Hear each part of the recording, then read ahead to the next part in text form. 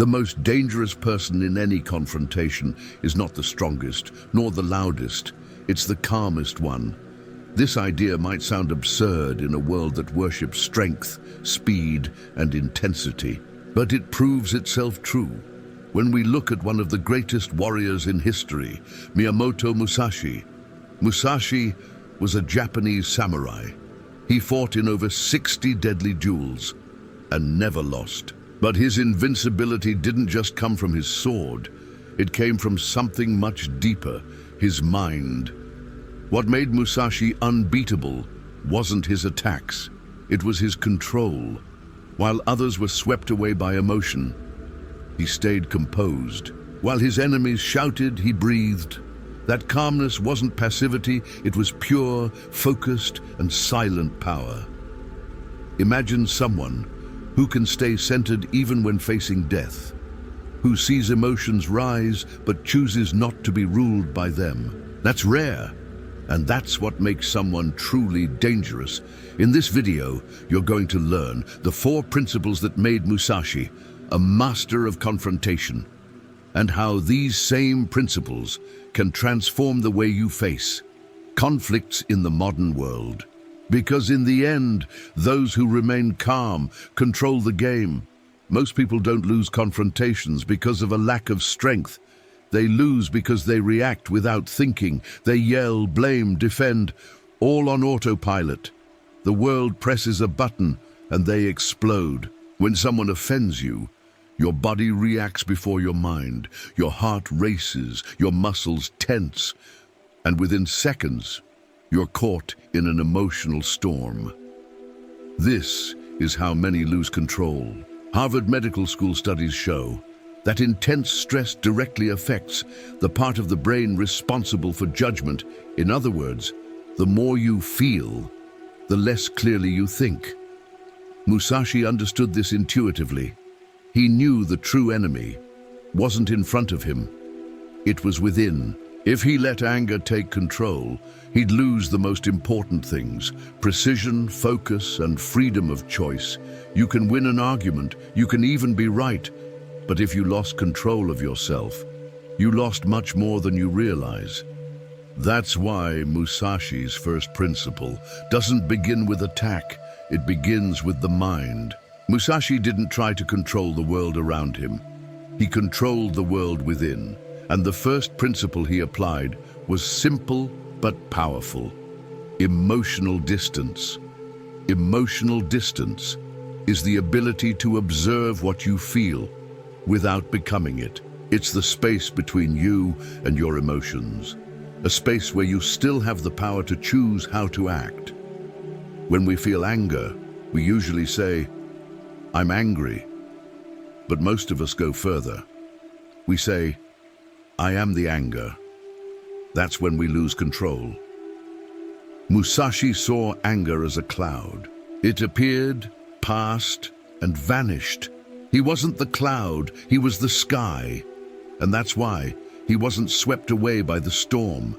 Studies from Stanford University show that simply labeling the emotion you're feeling, saying quietly, "I'm feeling angry," is enough to activate brain areas related to self-control. It's in that small space between feeling and reacting that true power begins, and the more you practice, the bigger that space becomes.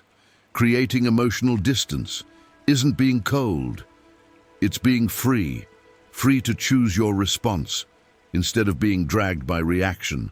Musashi didn't just master his emotions, he mastered the terrain where they appeared.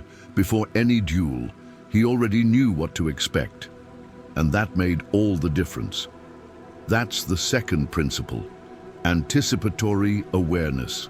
It's not about predicting the future, it's about recognizing patterns. Because when emotions take over, people become predictable. Anger speeds up gestures, fear narrows choices, impatience exposes weaknesses. Musashi studied all of this in his opponents, their movements, habits, reactions. In the most famous duel of his life against Sasaki Kojiro, he arrived late on purpose. He knew Kojiro was vain and impulsive, and he used that against him. This ability doesn't require mysticism, just attention. FBI hostage negotiators, for example, trained to anticipate the emotional state of those they face. And it saves lives. You can do the same. Before a difficult conversation, ask yourself, how will this person likely feel? What do they really want? What are the three most likely reactions? Anticipating isn't manipulating, it's preparing. And those who prepare stay calm while others lose control. Musashi knew that the body mirrors the mind, and the first thing that falls apart in chaos is breathing. When we feel fear, anger, or anxiety, our breath changes. It becomes short, fast, erratic. This sends a signal to the brain. We're in danger, and the body shifts into fight or flight. But here's the lesser-known secret. Breathing can send the opposite signal. It can tell the body, we're in control. Musashi mastered this. In critical moments, he would take a single, deep breath. Inhale through the nose for 4 counts. Hold. And exhale through the mouth for 6 counts. Science backs this up. This technique activates the parasympathetic nervous system, reducing stress, slowing the heartbeat, and calming the mind. Today, you can apply this in any confrontation. Before saying something hard, entering a tense meeting, or responding to provocation, just breathe. 1 cycle already changes your state. 3, transform your presence. Breathing like this is like hitting a mental reset button. From that calm center, you act. Instead of just react, Musashi didn't fight for pride or ego. He fought with purpose. Every move had intention. Every choice had direction. This stopped him from being carried away by the emotions of the moment. That's the 4th principle: purposeful action. To act without knowing what you want is like fighting in the dark. It wastes energy without direction. In modern conflicts, this happens all the time.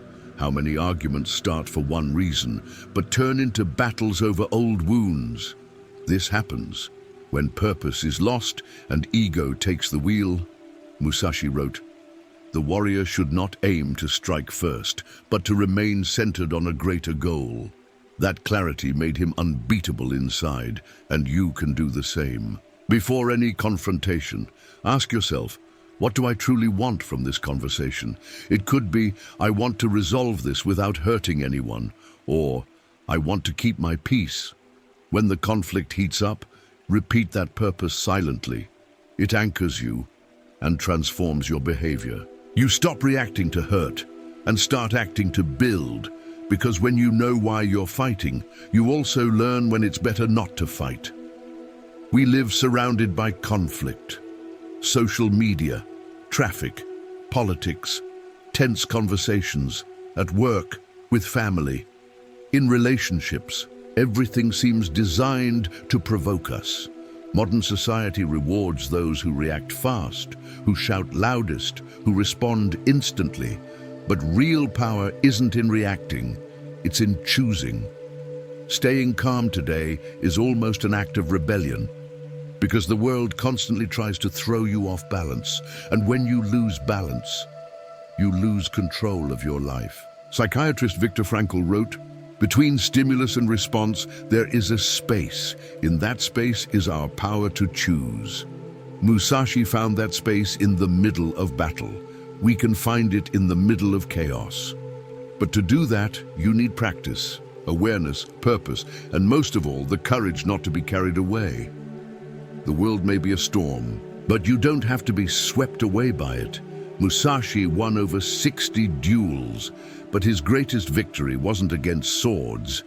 It was against himself. He understood that true power isn't defeating others. It's not being defeated by your own emotions. His 4 principles, emotional distance, anticipatory awareness, strategic breathing, and purposeful action, aren't war tactics. They're pathways to a more conscious life. The same philosophy appears in Buddhism when it speaks of ego detachment, Stoicism when it speaks of inner control, Taoism in the idea of Wu Wei, action in harmony with life. In a world where everyone reacts, the calm person is not weak, they're rare. And that's why they're strong, because when you live by these principles, something amazing happens. Many conflicts simply disappear, because they were inside you all along. And when you change your inner state, you change the world around you.